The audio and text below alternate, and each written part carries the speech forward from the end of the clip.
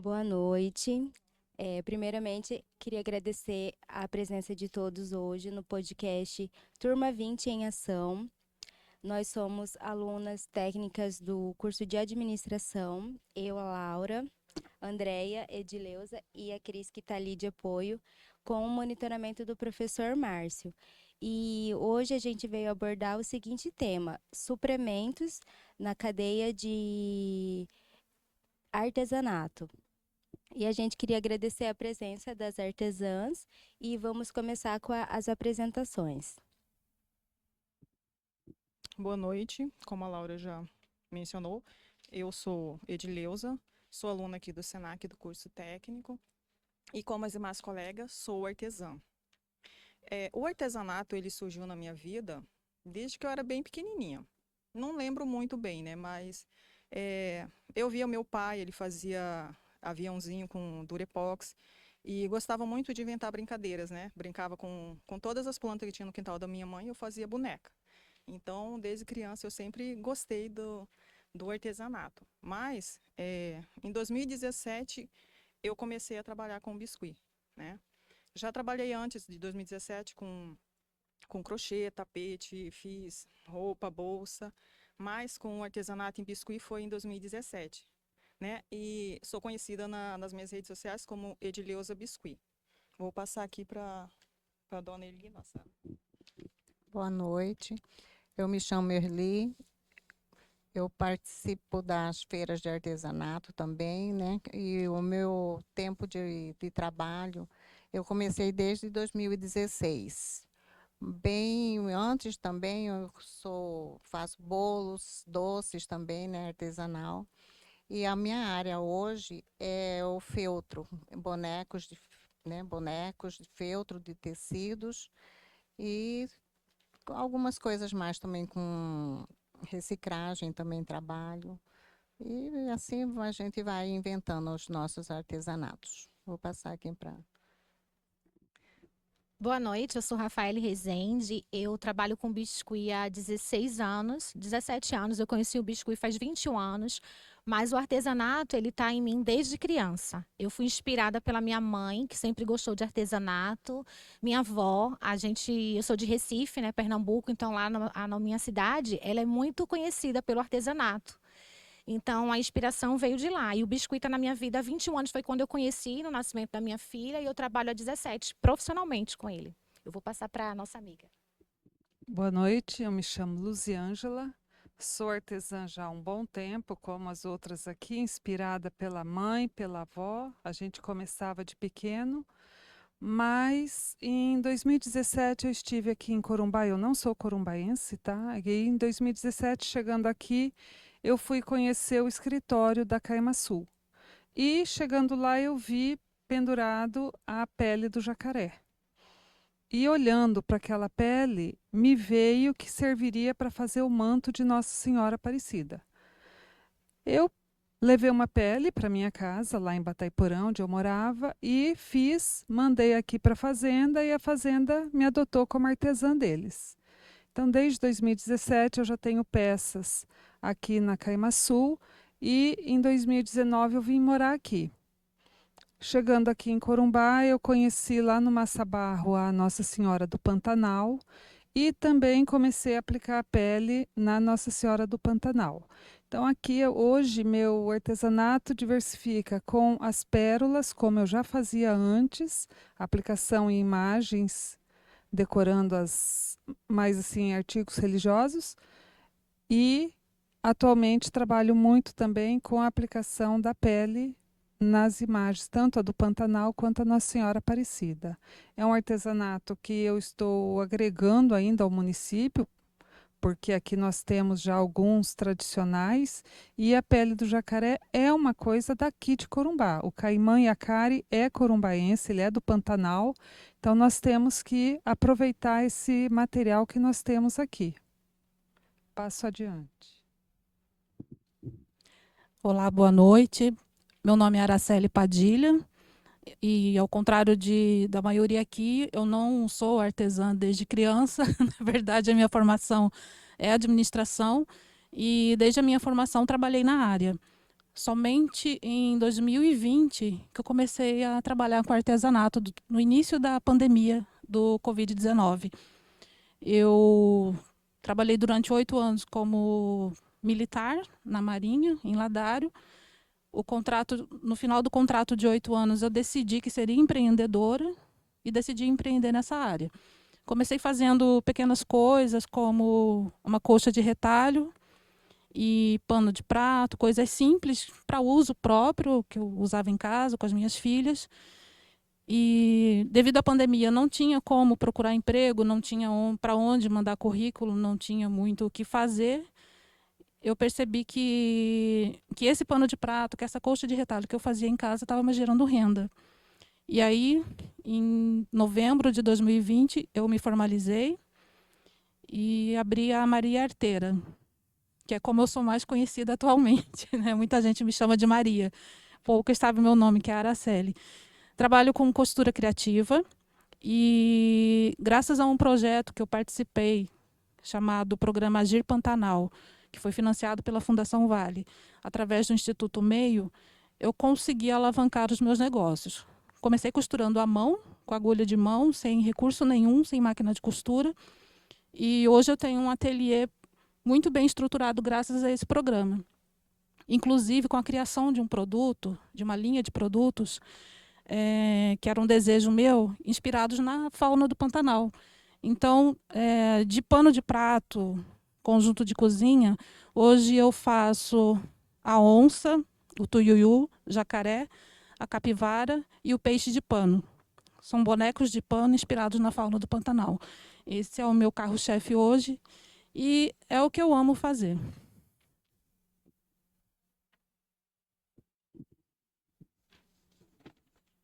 Boa noite. Eu me chamo Catarina Ramos da Silva, conhecido como Catarina Guató.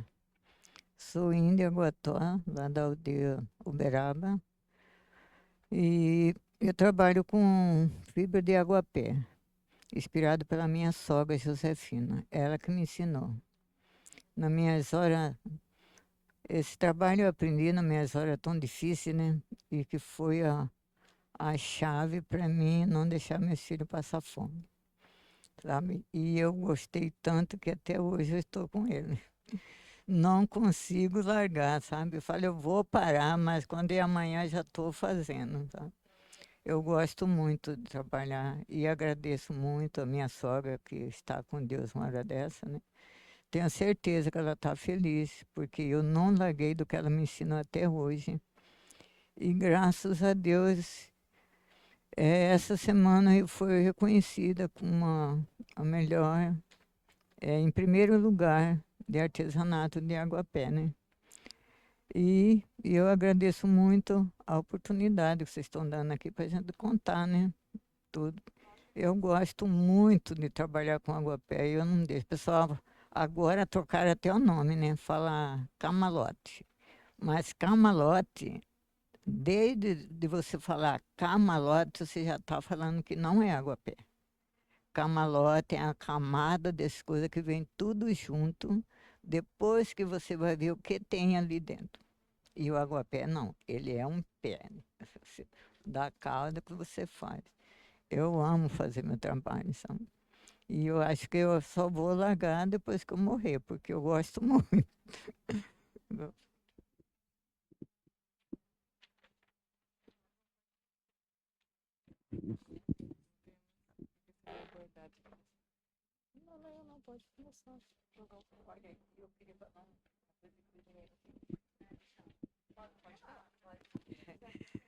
Aqui tem uma senhora que é uma artesã de mão cheia e que não quer falar, né?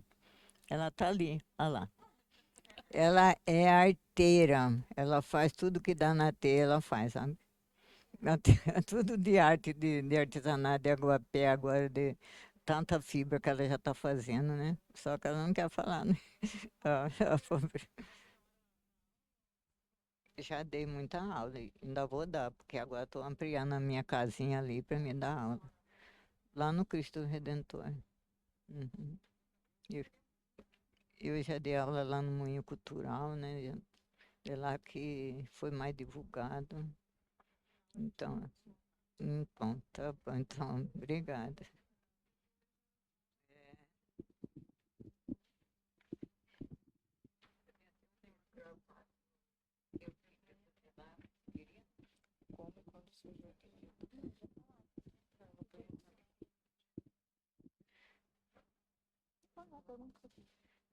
Assim, muitos de vocês falaram, né, falaram que com a Covid, né, veio mais a necessidade de aperfeiçoar mais, entrar mais nesse ramo. Hoje, vocês sentem que isso ajudou bastante a ter outra visão do artesanato, que tem muitos que não estavam nessa área e com a Covid entrou mais para dentro. É isso? O que vocês podem dizer para a gente? Então, eu já trabalhava antes da Covid, né? Mas a gente viu aí que foi mundialmente, as pessoas ficaram 2 anos dentro de casa. E o artesanato, como começou para mim, eu acho que para muita gente nessa época, como a nossa amiga Maria falou, que o artesanato ele ajuda, né? Para mim, por exemplo, ele começou mais como uma terapia. Eu não estava com interesse de vender, e sim foi para mim, porque eu saí, né, de uma cidade, eu fui morar em outra cidade, e eu cheguei com as minhas filhas pequenininha, então não tinha como eu voltar para o mercado de trabalho nesse lugar que eu não conhecia ninguém.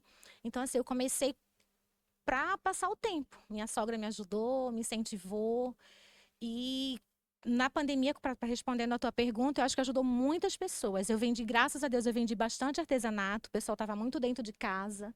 Eu vendi muito, não muito para festa, que é o meu nicho, né, para eventos assim, mas eu vendi muito para artesanato para casa. As pessoas estavam realmente, e eu tenho certeza que ajudou muita gente. Como Maria falou, né, ela foi uma isso, a Maria falou, foi uma da, assim, né, para ela foi ótimo, e eu acho que para muita gente também. Eu vi muita gente aprendendo muita coisa, crochê, né? Alguém quer falar alguma coisa? Quer falar? De fato, comecei durante a pandemia, porque não havia como eu disse, né, como procurar trabalho no mercado de trabalho. Como a Rafaele, comecei como terapia.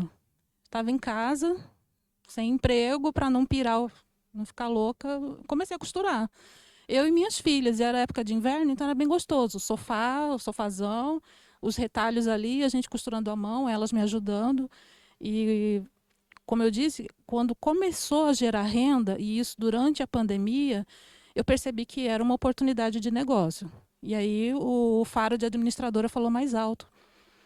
Também tive muita sorte, né? Fui abençoada com esse projeto, então eu pude investir nesse negócio durante a pandemia. Então, esses 2 anos que a gente estava em casa, eu estava recebendo todo tipo de apoio, consultoria, uma análise, fazendo plano de negócios para que, de fato, o meu artesanato se tornasse um empreendimento.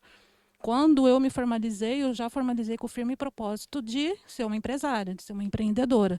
E não apenas usar o artesanato como hobby, um passatempo, ou para gerar um dinheirinho no final do mês. O meu objetivo nunca foi, não é esse. Então, sim, e isso me deu uma outra ideia de que, bom, comecei durante a pandemia, uma época de crise, que a economia sofreu uma retração muito grande, foi muito difícil para todo mundo. O meu negócio conseguiu se manter e expandir. Agora, que a gente está aos poucos retornando ao que é de fato o mercado, eu creio que eu tenho a oportunidade de crescer muito mais. É isso. Por exemplo, a gente já sabe o trabalho dela, a origem, né? Ela falou que é aguapé, né? No meu caso, é um biscuit, né? A massa porcelana fria. Então, aqui em Corumbá vende, né? Porém, não vou citar a loja, mas eu acho que para mim não compensa. Então, eu peço de fora, né? Tem um site aí que eu peço, que eu ganho desconto, né, no frete, e aí eu pego. E aqui, para mim, tipo armazenagem, não tem muita dificuldade, porque é uma massa que ela já vem embalada no plástico, então coloca ele no armário, ele tem 1 ano, o prazo de validade, e depois que você manuseia, você pode guardar também ele ali até o cliente vir buscar. Não fica muito tempo na minha casa, porque eu faço mais por encomenda, né?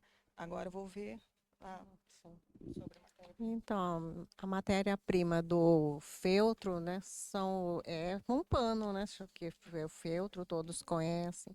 Aí temos também os botões, os olhinhos, né, que são aplicados nos trabalhos. Aí fica meio complicado, que aqui, como a gente sabe, né, tudo caro, coisa e tal, aí temos que mandar buscar de fora. Tem alguns tecidos também que utilizamos, é complicado acharmos aqui em Corumbá, tem que ser sempre de fora, trazer de São Paulo, Rio, de onde buscar em sites, né? E se aqui nós tivéssemos, né, umas lojas apropriadas, né, para ter nossos materiais, né, seria ideal. E não é só assim da minha área, eu acho que em todas as artesãs tem suas dificuldades, né? As meninas colocaram bem, né? Na nossa cidade aqui de Corumbá, não temos lojas para atender todo mundo, né? Com demandas. A gente, hoje em dia, o frete está bem caro também. A gente consegue algumas lojas, assim, com frete mais barato, mas isso atrapalha muito o nosso desenvolvimento, né? O nosso trabalho mesmo. A massa de biscuit, como a Edileuza falou, ela é industrializada. Quando eu comecei, há 17 anos atrás, eu conseguia fazer em casa, né, com material, que ela é a base de cola, de amido de milho. Mas aí, graças a Deus, né, a evolução, eles fazem industrializado. Hoje eu compro também pela internet e não tem problema de armazenamento, porque é uma massa que dura 1 ano de validade e se você guardar direitinho, ela já vem guardada. Depois que abrir, se guardar direitinho, ela conserva bastante. Mas a falta de produtos para comprar aqui é muito grande, é bem grande, difícil. E eu, como as meninas, também passo esse perrengue de comprar na internet e pagar o frete. Muitas vezes bem mais caro até mesmo do que o produto para chegar até aqui. Realmente a questão do frete para nós encarece, mas tem material que eu preciso que, se eu for pagar o frete e a peça, me sai mais barato do que eu comprar aqui, porque o comerciante muitas vezes acha que, como nós artesãos estamos reclamando da dificuldade, eles põem um preço exorbitante. A mesma empresa onde eu compro uma peça por um material por 22, R$ 28, mais o frete depois, é claro. Eu já vi na embalagem da loja aqui por R$ 80 que eles estão vendendo. Então, o preço que eu paguei é o mesmo e eles estão ganhando muito em cima. Então, ainda existe essa dificuldade. A pele eu realmente tenho que comprar direto da Caimaçu por conta de ter que ser uma pele legalizada. Já que eles me fornecem a pele toda legalizada, ela chega na minha casa na cor que eu quero, do jeito que eu quero. E os lacres são guardados. Se houver algum problema depois com o cliente que me compra uma peça, eu tenho como registrar e enviar o material para eles, registrando o documento para eles. E vou levando. O que eu preciso, que dá para comprar pela internet, eu compro. Alguma coisa que é de emergência, urgência, eu pego no comércio aqui, por conta de que existem coisas que é pouca utilidade. Pouca quantidade que eu preciso para usar. Então, não compensa eu pagar o frete para trazer essas peças. Mas eu tenho já as empresas em Campo Grande que me fornecem, outras são São Paulo, Rio de Janeiro, Minas, porque as peças de gesso são difíceis de se conseguir. Eu tentei produzir a minha peça, mas eu descobri que o pó do gesso causava problemas pulmonares e, como eu já sou toda alérgica, eu preferi comprar a peça pronta. Tanto é que de Minas Gerais é uma ONG que eu compro, onde quem produz as peças são presidiários. E conta dias para adiantar na liberdade deles. Então, eu prefiro estar pegando peças de quem produz e eu manter minha saúde, né? Infelizmente, a gente tem que fazer essa opção. Exatamente, como todas relataram, né, existe essa dificuldade aqui no mercado local de conseguirmos matéria-prima, então por isso a minha gestão de matéria-prima tem que ser muito exata, porque como todas aqui eu compro material fora, principalmente São Paulo, Rio de Janeiro, Minas e Paraná. E como ela relatou, pedindo de fora, pagando frete, eu ainda consigo um preço melhor do que é vendido aqui no comércio local e ainda mais, qualidade superior. Em termos de variedade, como eu trabalho com tecido, eu consigo uma variedade maior, qualidade melhor e preço menor. Então, aqui no mercado local, só mesmo como a Só produto de emergência que eu não consegui me programar ou que houve algum atraso na entrega, e eu procuro no mercado local. E também não tenho essa dificuldade de armazenamento. O tecido ele não tem data de validade, então, estando no local seco e arejado, eu consigo manter por um bom tempo até a produção dele. Então, nós também lá na aldeia Uberaba, a dificuldade é o transporte. Lá tem muitas artesãs que faz, mas para eles chegar de lá até aqui, eles pagam muito caro. Às vezes nem compensa, né? Daí, eu teve uns tempos assim, combinando com eles, para fazer uma feira por ano, né?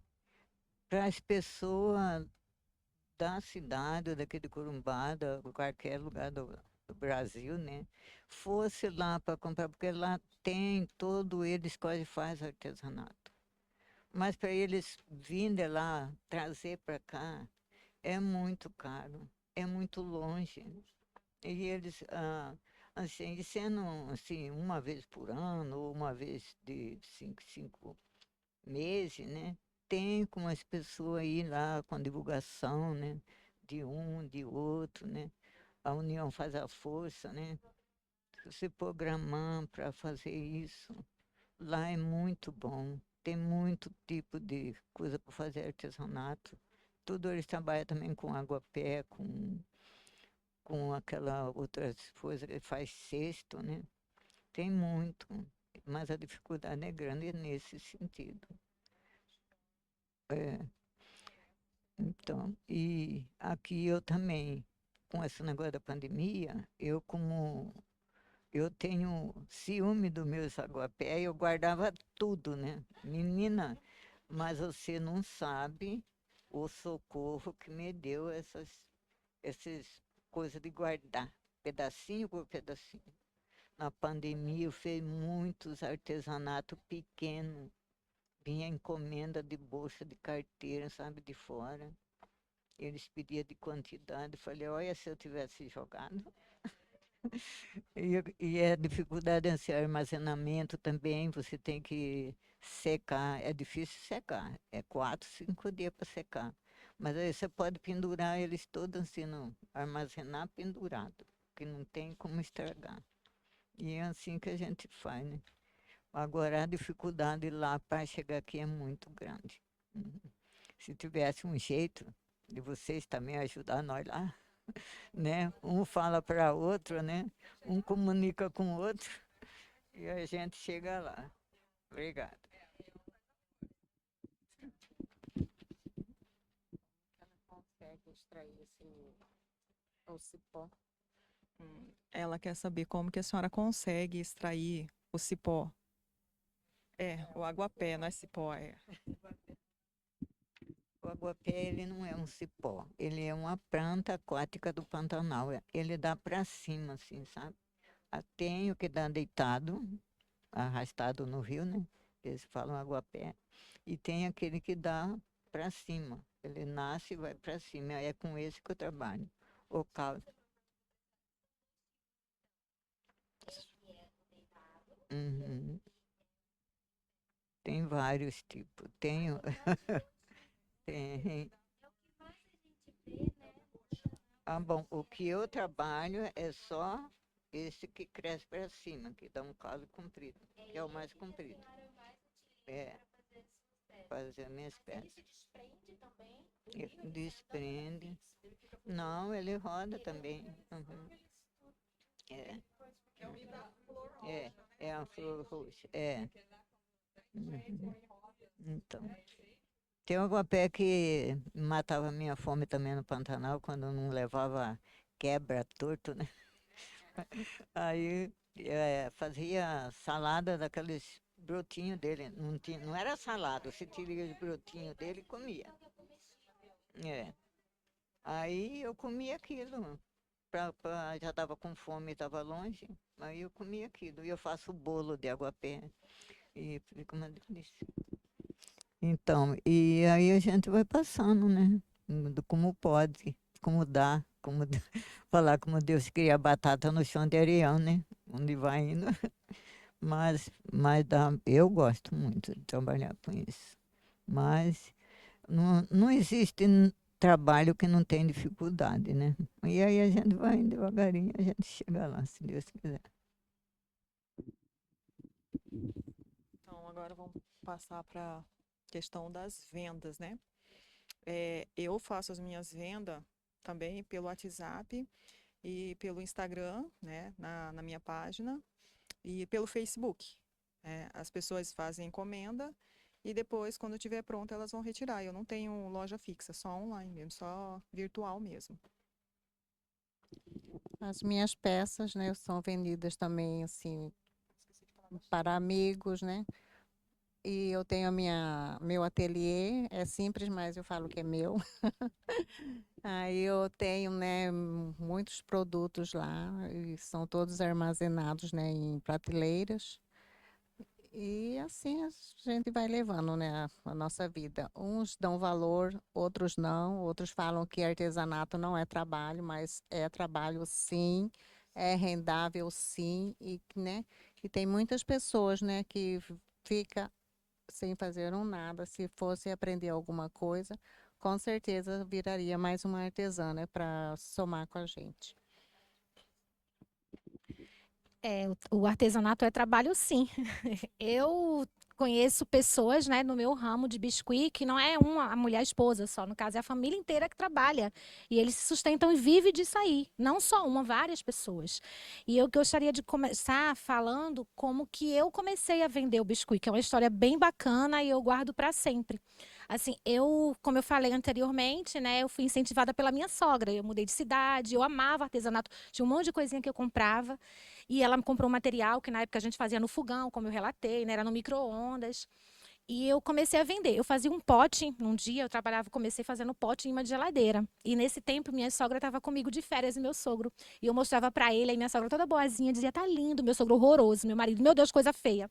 Mas eu não desisti, porque eu sabia que eu seria capaz. E eu fazia meus potes, chegava à noite, né, botava as crianças, eu tinha duas filhas pequenininhas, então meu esposo viajava e eu ficava só. E eu fazia meu pote à noite, no outro dia acordava, estava feio, eu desmanchava, fazia de novo. Isso só com material mesmo, fazia no chão, ficava aquilo tudo sujo, eu não vou fazer de novo. E eu fazia de novo. Isso eu tinha só um jogo de pote, acho que eram uns 3, e eu fazia o pote todo, durante a semana, 3, 4 vezes, porque eu queria melhorar. E eu acredito que minhas amigas que eu fiz nessa cidade que eu morava nova, elas tiveram um pouquinho de... eu acho que vamos dizer de misericórdia, elas compravam meus imãs. Elas me incentivavam. Inclusive, há um tempo atrás, há uns 2 anos atrás, ela mandou uma foto daquelas coisas horrorosas que ela tem até hoje, que a gente mora distante. E quando eu cheguei aqui, há 11 anos atrás, né, eu conheci as redes sociais, eu não tinha Instagram, eu tinha nem Facebook, eu acho que estava começando, pelo menos, eu não conhecia. E minhas filhas já tinham o quê? A mais velha tinha 10 anos e a outra 8. E criança adora rede social, sabe mais que a gente, né? Então, elas conheceram o Trocas e Trocas, o site da cidade. E eu tinha feito uns bonequinhos, todo aniversário eu fazia para elas. Todo aniversário eu fazia, tem uma sereia lá horrorosa, que minha filha guarda até hoje também, ela tinha 4 aninhos de idade. E assim, ela, mãe, por que você não bota seu artesanato? Por que você não bota seu biscuit na rede social? Aí eu, será? E eu cheguei aqui também muito triste. Quando eu falo, como a Araceli falou, que não é hobby o nosso biscuit, mas assim, ele faz parte de uma terapia, o início. E eu cheguei aqui muito triste, muito depressiva, meu marido viajando também, eu sem conhecer ninguém. Aí eu disse, vou colocar, porque se não der, não deu. E eu coloquei, eu fazia também, dessa mesma forma. Até hoje também eu faço, tá? Eu faço, não tá legal, eu desfaço, faço de novo. E minhas filhas colocaram, jogaram. E eu lembro até hoje da minha primeira cliente. Eu vou embora, né, daqui a um tempo, mas eu queria presenteá-la, porque também não estava bonito, não. Mas ela confiou em mim. E assim foi indo, porque o artesanato, eu não sei os das meninas, mas eu falo do biscuit, não é um dom, a gente não nasce sabendo fazer biscuit, a gente aprende a fazer biscuit. Então, a insistência, hoje muitas meninas me perguntam, eu queria fazer igual o seu, que legal, eu digo, mas demorei muito para chegar até aqui, estou buscando ficar igual de fulana, que é muito melhor do que o meu. Então, hoje eu tenho uma loja online, eu trabalho nas redes sociais, mas eu vendo bastante aqui na cidade. Graças a Deus eu fui conquistando. Eu tenho até vergonha, às vezes eu posto lá uma comparação e digo, coitada, essa cliente merece um outro de novo. Porque confiaram no meu trabalho, né? E a cidade de Corumbá, ela abraçou muito. Eu fico muito impressionada, eu sou muito grata, porque ela me abraçou muito aqui. O pessoal me indicava, me apoiava. Eu fiz amigos assim que até hoje. Eu tenho um cliente, chega lá, que eu ia embora esse ano que vem. A cliente, pô, você vai embora, mas como que vai ficar meus topos, que eu tenho de 11 anos? Desde que eu cheguei, que eu faço festinha de criança. A criança já está com 11 anos. E como é que vai fazer? Eu ia fazer até os 15.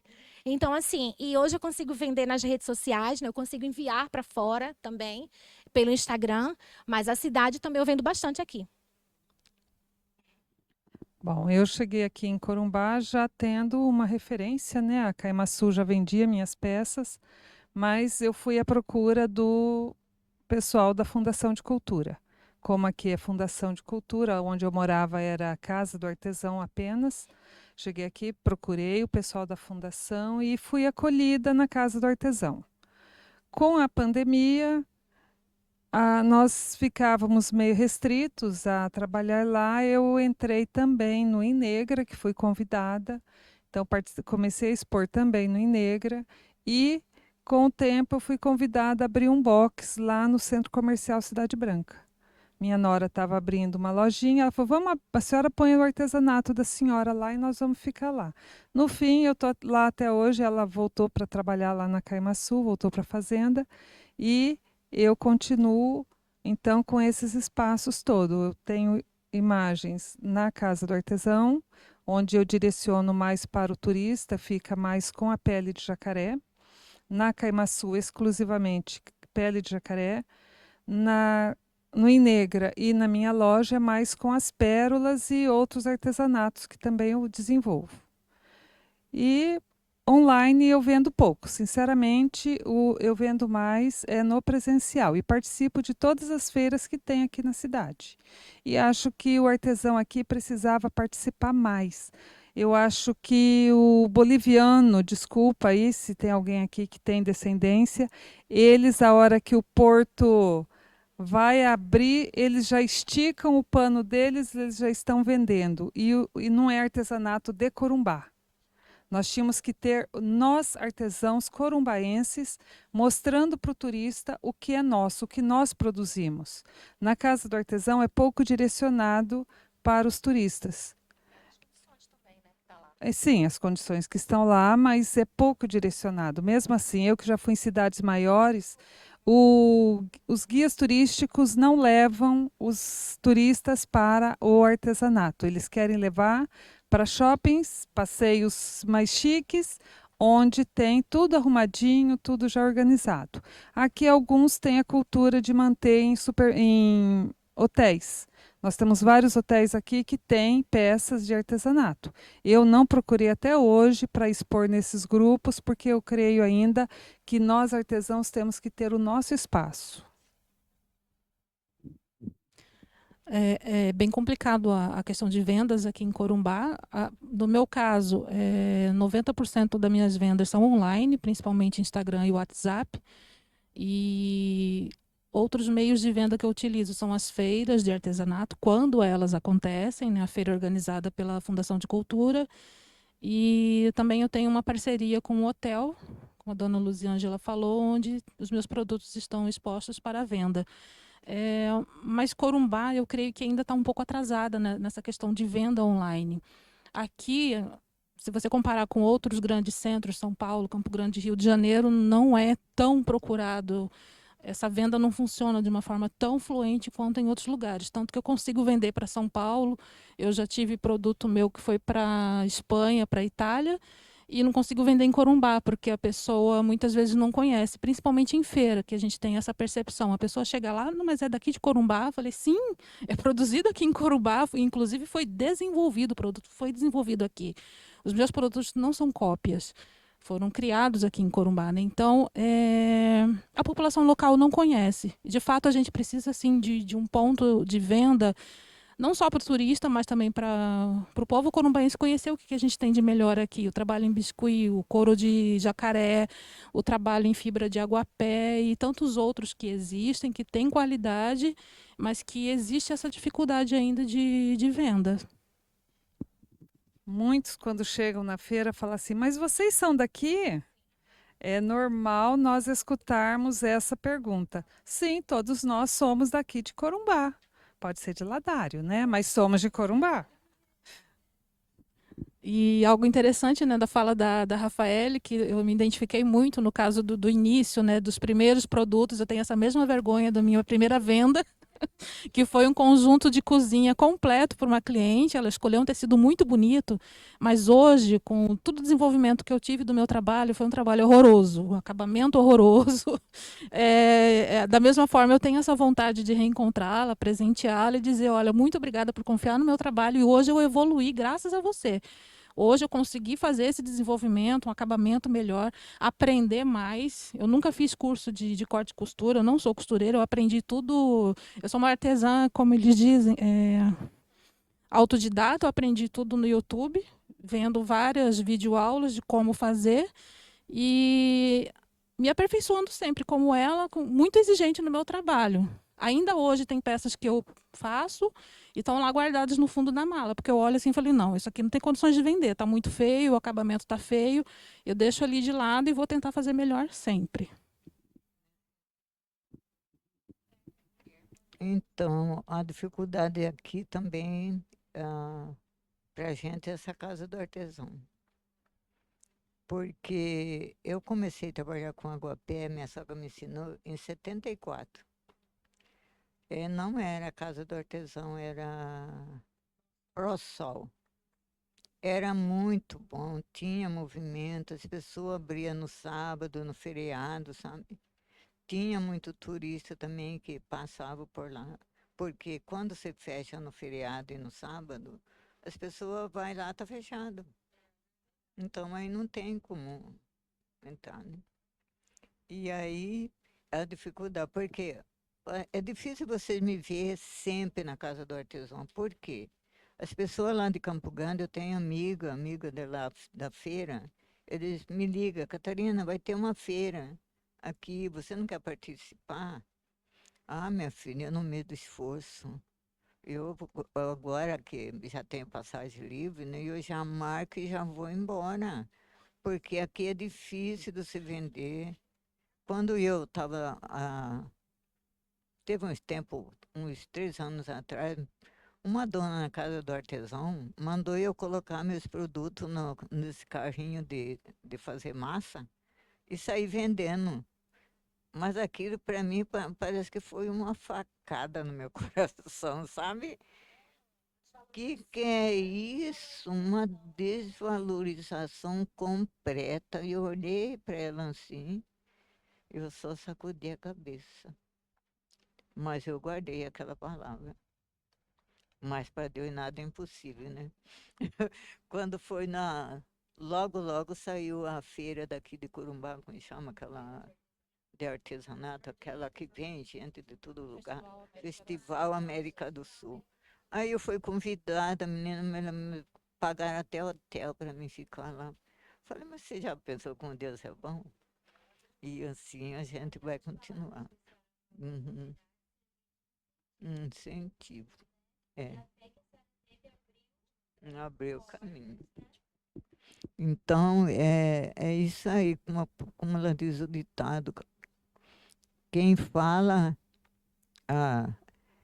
quem cala consente, né? Mas eu calei para mim não falar palavras pesadas, né? Guardei comigo, mas foi muito bom, porque Deus ouviu, né? O que você não fala, mas Deus já sabe o que está no seu coração, né?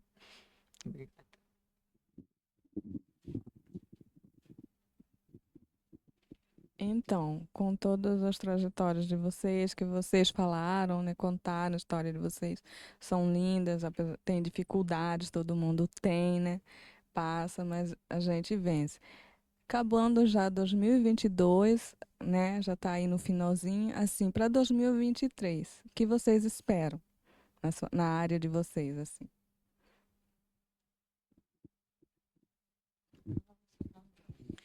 Bom, vou falar no coletivo, né? Como as meninas citaram, eu espero que a cidade dê mais oportunidade para a gente, né? A Fundação de Cultura não desista de nós, que continue investindo com a feira, que a Casa da Cultura, que é linda, alguém vá lá e dê um jeito, que as pessoas, né, o turismo levem as pessoas para conhecer o artesanato. Foi citado aqui que o povo corumbaense não conhece nosso artesanato, e isso é real. E é isso que eu espero, não só para mim, como para as meninas, prosperidade, porque, como falamos várias outras vezes aqui, que artesanato não é lazer, não é, dona Catarina falou, a Maria falou, todas de nós aqui sabe que a gente é fonte de renda para a gente e que seja realmente valorizado. A gente não está brincando de fazer bonequinho ou de fazer artesanato, mexer com couro de jacaré. Nós estamos realmente trabalhando, é a nossa fonte de renda. Eu espero que tenhamos mais valor ainda no próximo ano, que a gente consiga lutar, que se una e lute para que as feiras tenham uma continuidade mensal, pelo menos. Festival América do Sul, que o artesão tenha um espaço melhor do que o que teve nesses 2 últimos que aconteceu, que foram muito complicados para nós artesãos. E reconhecimento do nosso artesanato. Corumbá tem muita coisa bonita, tem muito artesão bom aqui que trabalha e que só precisa mais ser valorizado. Para 2023, eu vou continuar trabalhando muito nessa questão da valorização do artesanato, de mostrar que o meu trabalho não é passatempo, não é hobby, não é um dinheirinho, como algumas pessoas chegam para a gente, por exemplo, quem me conhece como administradora, que eu sempre trabalhando em outras grandes empresas, e me vê hoje com o ateliê. Aí olha para mim e fala assim, mas você não trabalha, só costura? Eu falei, como assim? Como assim? A costura é um trabalho. E é um trabalho muito bom. E só uma questão curiosa. No início, pouco antes de eu me formalizar, o mercado estava se reaquecendo durante a pandemia e eu consegui 3 oportunidades de entrevista de emprego com um salário razoável para o meu nível de graduação e de experiência como administradora. E num desses trabalhos eu fui escolhida como gerente financeira de uma empresa e eu fiquei uma semana ali trabalhando, na verdade aprendendo qual seria a minha rotina de trabalho, e eu desisti. Eu desisti porque eu estava ali o tempo todo trabalhando no computador, com planilha de Excel, vendo nota fiscal, o trabalho que é da minha formação, mas o tempo todo em casa pensando no tecido, pensando naquilo que naquela encomenda que eu já tinha, naquele trabalho gostoso que eu estava fazendo. Pedi para sair depois de uma semana e graças a Deus este ano principalmente, agora que eu estou um pouco mais amadurecida no meu negócio, que ele já consegui expandir, criar uma linha de produtos. Por exemplo, em agosto eu já recebi uma renda 2 vezes maior do que seria o meu salário naquela empresa, vendendo boneco de pano, costurando só. Eu não trabalho. Então, para 2023, continuar batalhando nisso, que eu quero buscar a valorização do meu trabalho. Sim, a cidade em si, o poder público não valoriza, mas eu quero que valorize. Então, eu trabalho muito essa questão, principalmente no meu Instagram. Eu sou do tipo que está sempre ali colocando textão, como as pessoas dizem, né? De educar realmente o meu cliente, o meu público, de que artesanato é trabalho. Inclusive, é um trabalho que está previsto no... existe uma lei normatizando o trabalho de artesão. Ele é formalizado, eu tenho um CNPJ, eu tenho fluxo de caixa, eu tenho um plano de negócios. Então, eu não estou ali em casa porque eu trabalho em casa, que é algo, né, renda extra, um trabalhinho, não. E eu tenho que trabalhar isso, inclusive, em casa. Minha filha mais velha, tem 12 anos. Ela chegou para mim, recentemente eu estava com o braço quebrado, fiquei com o braço engessado um tempo. Quando eu tirei o gesso, a primeira pergunta que ela me fez, agora, mãe, você vai procurar emprego? Eu falei, como assim? Não, você não vai procurar emprego? Agora seu braço está bom. Eu falei, mas eu tenho emprego, eu tenho meu trabalho, a Maria é arteira. Ah, porque ela sempre também cresceu me vendo como empregada de outras pessoas. E eu tenho muito em mim hoje o seguinte, se eu sempre dei o meu melhor, trabalhando em outras empresas, sempre fui reconhecida por isso, de fazer o meu melhor como administradora, por que eu não posso fazer o mesmo trabalho pela minha empresa, por mim, pela minha família? Então, essa é a minha expectativa para 2023. Não trabalho com sonhos. Sonho, acho que é coisa que você faz dormindo. Sonho é ir para Disney. Não, a minha empresa, eu tenho objetivos, tenho meta, tenho um plano e eu quero atingir aquilo que eu determinei para minha empresa. É isso. Bom, eu espero que em 2023, né, as pessoas valorizam mais os artesanatos, tanto faz de fibra quanto faz de pano, né? Tudo é trabalho, né? E tudo é feito com carinho. Não tem uma coisa que você vai fazer que você faz de qualquer jeito. É aquele mimo que você vai cuidando, né? Um amor, tudo está incluído ali. Que as pessoas valorizem, né? Que se une mais, porque a união faz a força, né? Aí eu peço que Deus abençoe nós, que os grandão, como falam antigamente, falavam, né? Os grandão enxerguem isso e ajuda aqueles que precisam ser ajudados, né? Arruma aquele que precisa ser arrumado, como a nossa casa do artesão, né? Que ali é grande, é bonito, né? Se arrumar ele, fica lindo. Eu comecei ali, eu não largo dali. Pode falar para mim ir embora que eu não vou. Eu fico. É o ponto turístico ali, tá perto da feira, tá perto de tudo. No centro, né, para mim. Então, se arrumar ali fica muito bonito. Obrigada.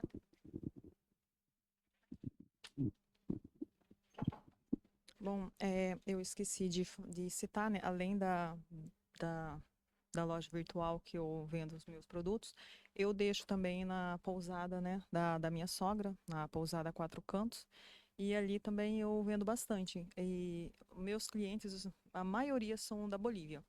Todos, eles chegam ali, tudo que tem ali eles levam. Então deixo ali, aí a minha sogra liga, ó, pode fazer mais que já compraram tudo e estão pedindo mais, aí eu tenho que ir. E graças a Deus eu vendo bem e nas feiras também, que eu esqueci de citar, né, que a gente vende bem. E o que você espera para 2023, Dileuza?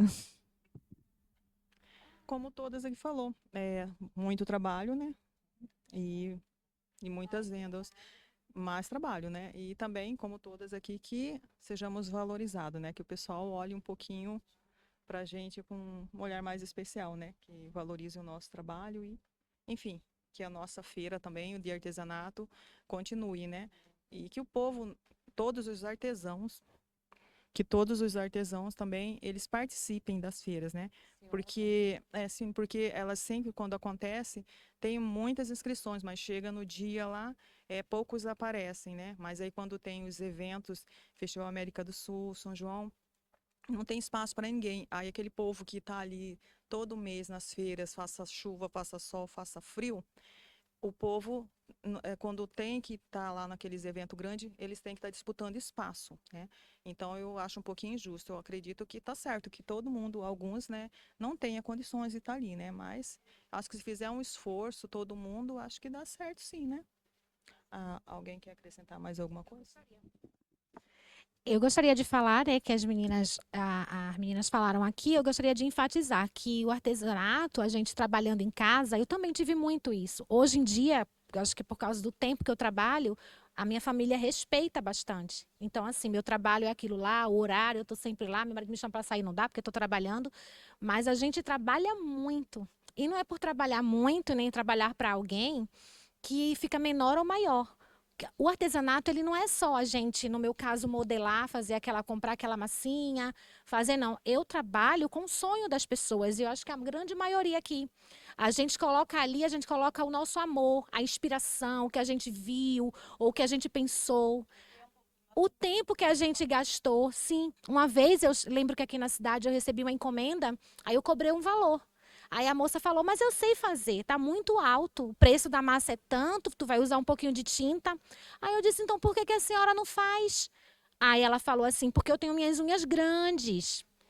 Aí eu falei, então deve ser por isso que eu cobro o meu preço, porque as minhas são pequenininhas. Então assim, não tá ali só uma peça, Entendeu? Ela tá ali um sonho de alguém. A cliente manda, olha, eu quero isso aqui. Você vai lá, você dedica seu tempo. Quantas noites mal dormidas? Eu acredito que todas aqui. A bagunça, quem trabalha com linha deve ser um monte de coisa de linha em casa. A minha também organizo minha mesa para conseguir trabalhar. Depois só eu sei onde estão as coisas, porque tá desorganizado.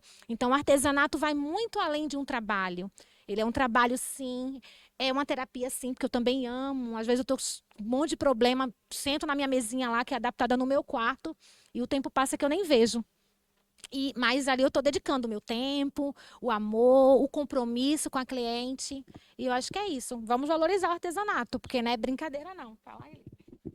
Agora você me fez lembrar, né? Foi ontem, eu estava numa promoção e eu fui expor nossos trabalhos, né? O pessoal do Lions, né? Que eu participo. Aí chegou um senhor, falou assim, quanto tá esse boneco, né? Era Superman, né? Aí eu falei assim, é 45. Ele falou assim, mas tudo isso nisso? Falei assim, só que isso é costurado à mão e tem um princípio bem bonito, é amor, falei para ele. E vocês não valorizam, mas isso aí é amor. Você não compra um produto, você leva o amor da gente.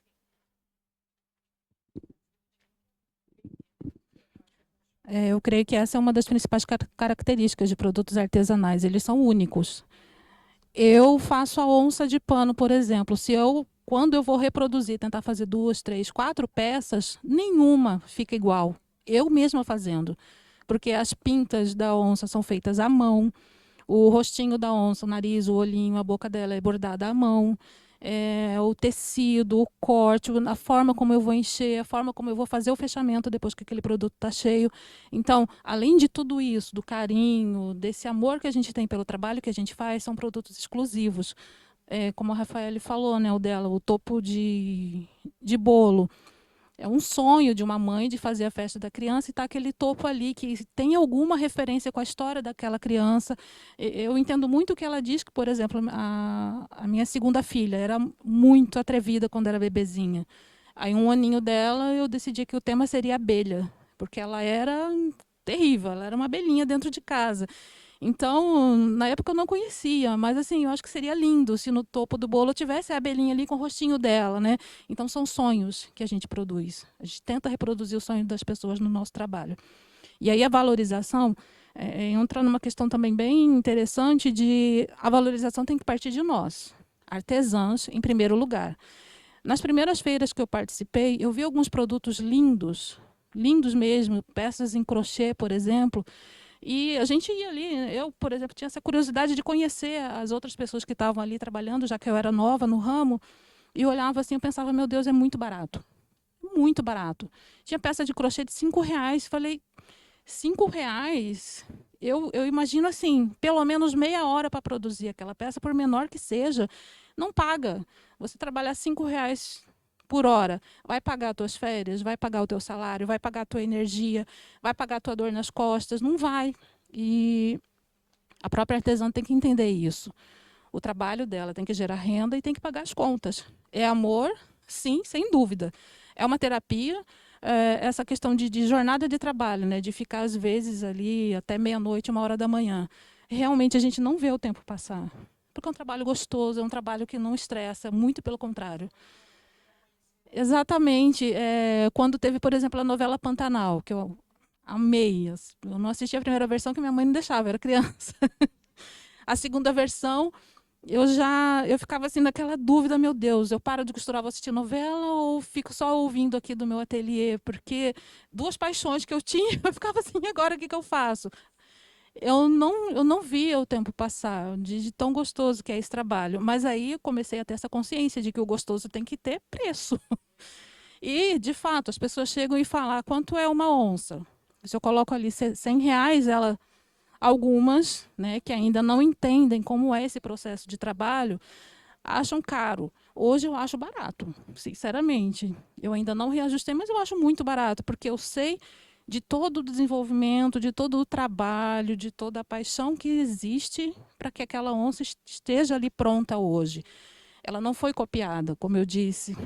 Exatamente. Eu sei meu custo, eu sei o quanto vale para eu pegar esse tecido, trazer de São Paulo para aqui. Eu sei o trabalho que dá fazer as pintas, que eu faço à mão. Eu sei o trabalho que dá bordar aquele rosto. E tudo isso tem que pagar meu custo, tem que pagar minhas férias, como qualquer outra empresa. Então, quando a gente vai, por exemplo, num restaurante, você senta ali e pede uma pizza. Aí é R$ 60. Nossa, que caro. Mas você não está pagando pizza, você está pagando o ar-condicionado, você está pagando o garçom, você está pagando a estrutura, você está pagando aquela selfie que você vai fazer, porque é um lugar bacana, é um lugar bonito. Então, tem outros. Exatamente, você está pagando um lazer, status, de certa forma, porque eu estou lá naquela pizzaria bacana, postei no meu Instagram. Exatamente. Então, essa mesma estrutura de produto, de serviço, tem no artesanato. Hoje eu entendo isso e valorizo o meu trabalho.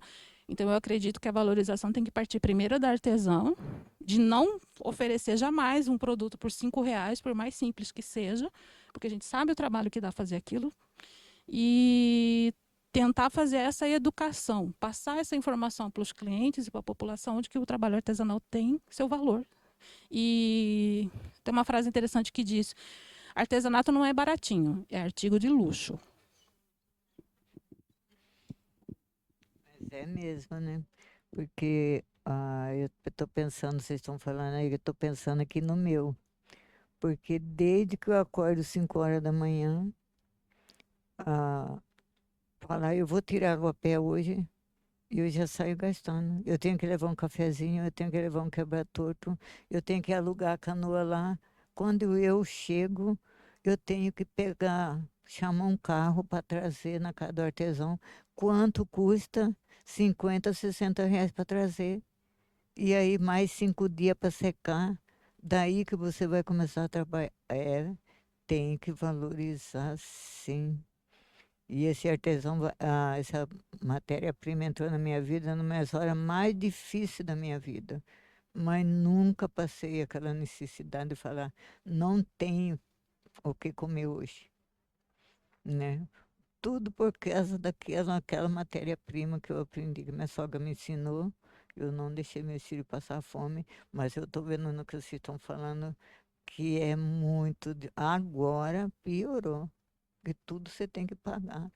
Tudo é pago, não adianta falar que não é pago, que é pago. E aí você vai tirar da onde? Do artesanato. Principalmente no caso da Dona Catarina, que aqui eu creio que todas as artesãs de Corumbá conhecem o trabalho dela.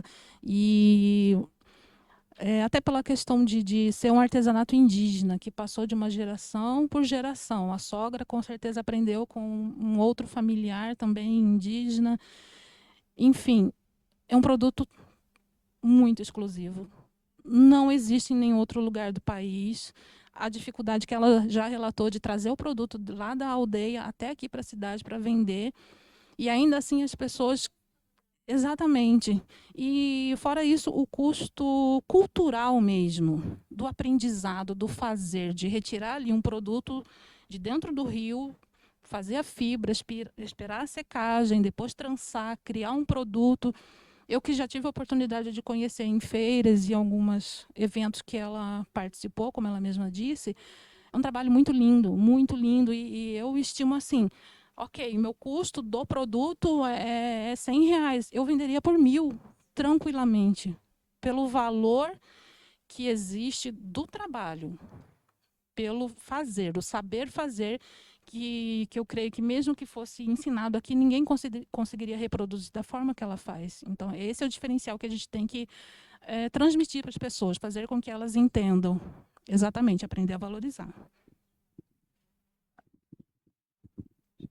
Bom, cada uma falou, né, do trabalho de vocês. Eu não sei se todas têm, né, um produto, a peça. Se vocês quiserem mostrar, né, pode apresentar o trabalho de vocês, a paixão de vocês, tá? Aí pode mostrar aqui, divulgar, para o pessoal conhecer o trabalho, tá? No caso, eu esqueci. No meu caso, eu esqueci de trazer as minhas peças. A dona também.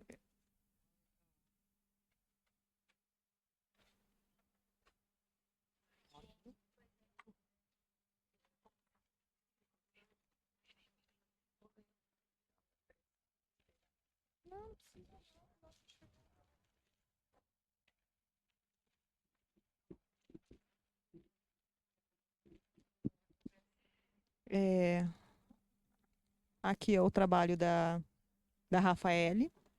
Ela fez para participar do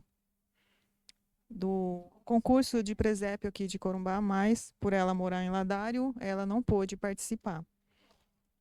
Aí, aqui é da Dona Eli, Papai Noel e Doce Lar. Que gracinha. Lar Doce Lar. Ali é da Maria Arteira. Eu trouxe aqui 3 produtos do que eu faço. O primeiro deles é o tuiuiu de pano. Ele foi inspirado na fauna pantaneira, né, como eu disse, que é o tuiuiu, jacaré, a onça, capivara e o peixe. Ele é todo feito em tecido, com enchimento proveniente de reciclagem de garrafa PET. O acabamento dele é todo costurado, então o produto, se eu quiser jogar na máquina para lavar, não tem problema, já que é branco, né? E faz muito sucesso, principalmente com turistas ou corumbaenses que moram em outras regiões, em outros estados, e gostam de levar como lembrança. Como exemplo, uma cliente minha, amiga, na verdade, foi transferida da Marinha daqui de Corumbá, de Ladário, para o Rio de Janeiro, e levou um tuiuiu como lembrança, para colocar na sala, para ela lembrar sempre da terra, já que ela é daqui, é nascida aqui em Corumbá, e lembrar do Pantanal. Esse segundo produto que eu trouxe para mostrar é um unicórnio. Eu chamo de unicórnio maluquinho, porque ele é todo colorido, o olhinho dele é torto, o cabelo é feito com retalho de tecidos e fitas e cianinha. E as meninas amam, principalmente pelo rosa, pelo detalhe aqui na saia, que é em glitter, o olhinho, a orelhinha do unicórnio também com detalhe em tecido com glitter. Então, a gente procura sempre trabalhar nesse acabamento, de fazer algo diferente que você não encontra em qualquer outro lugar, né? Não existe. E um outro produto que a gente criou no Maria Arteira.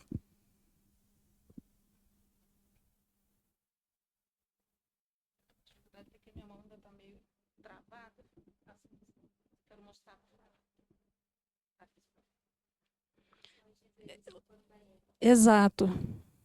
Eu tive a ideia de fazer pano de prato com frases. Eu vi na internet, achei muito legal, tinham frases muito legais. Mas eu pensei, eu não quero copiar a frase de ninguém. Existem frases bem criativas, muito legais e tenho certeza que vendáveis, mas eu queria essa identidade aqui de Corumbá, como no Tuiuiu. Aí eu comecei num bate-papo com meu marido mesmo durante um churrasco. Ele não é daqui, ele é cearense.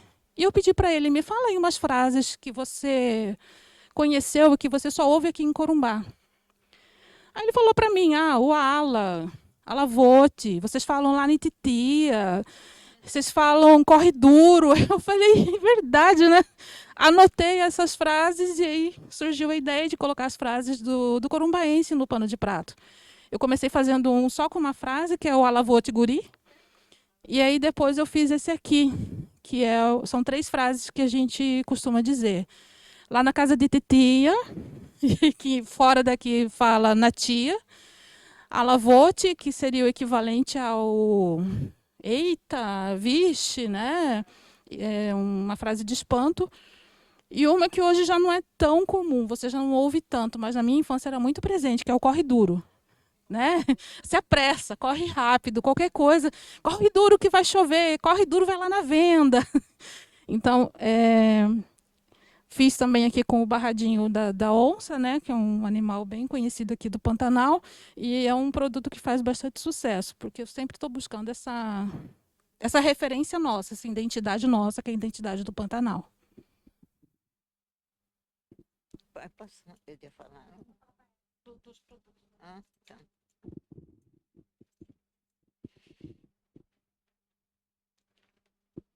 Esses aqui são os produtos das artesãs lá da aldeia Uberaba. Da Eleni, a Eleni é ela, esse jacarezinho de aguapé que ela fez. Essa aí é a minha bolsa.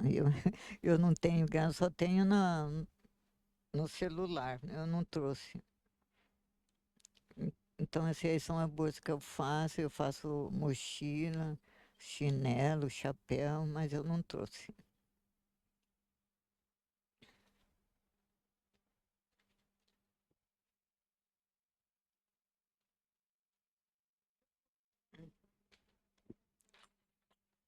Então, são coisas mimosas, né, que você fez aqui, mas é que é me lembrando dele, né, muito bom, muita lembrança boa.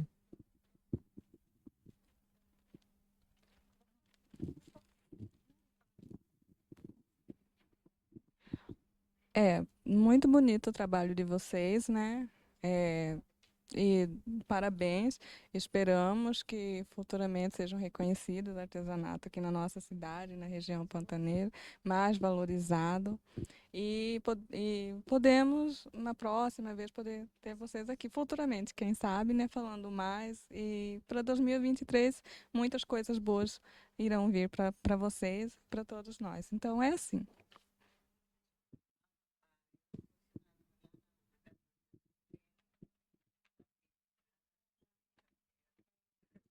Então, em nome da nossa turma, né, do técnico de administração, em nome do nosso professor Márcio, da equipe toda do Senac, a gente agradece a presença de vocês, todo o empenho que vocês têm para produzir as peças, todo o carinho, todo o amor que vocês deixaram bem explícito que é trabalho sim, é uma fonte de renda sim, não é só um passatempo.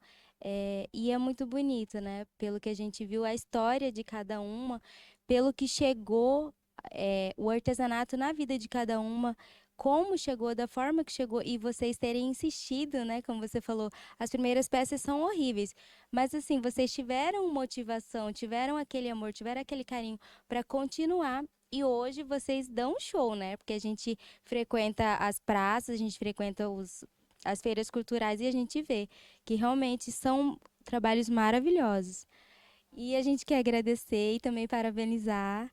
Parabéns, continuem. Que 2023, como vocês falaram, sejam mais valorizados, que portas, né, em Corumbá sejam mais abertas e também sejam mais investidas, né, nesse ramo, que é um ramo tão bonito, né?